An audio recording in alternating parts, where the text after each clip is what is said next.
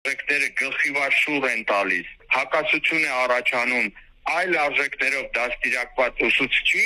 եւ այսպես ասած նոր արժեքներով դաստիարակվող աշակերտի միջեւ, երբ որ ուսուցիչը չի կարողանում հասկանալ այն, ինչ որ այդ դասագրքում գրված է, որովհետեւ նրա արժեքները լրիվ ուրիշ են, եւ նա պետք է ձևախեղված, խեղաթյուրված ձևով դա ներկայացնի աշակերտին, արդյունքը դինում է այն, ինչ որ մենք հիմա ունենք։ Կրթական բարեփոխումների քողի տակ հիմնովին քանդում են կրթությունը, ասում են մասնագետները, նկատում սեռական դաստիարակությունը մեր երեխաների կյանքում կարևորելով կրթության որակ ու չափանիշ չի սահմանվում։ Տպավորություն է, թե ամեն ինչի համար ժամանակ կա, բացի ազգային ինքնագիտակցություն ու արժեհամակարգ սահմանելուց։ Երբ որ դասագրքերից հանվում են ազգային արժեքները կամ դրան մոտիկ գաղափարները եւ դասագրքերից դուրս է գալիս Արարատ լեռան նկարը, պատկերը, դրանք էական ազդեցություն են ունենում մարդկանց մտածողության վրա։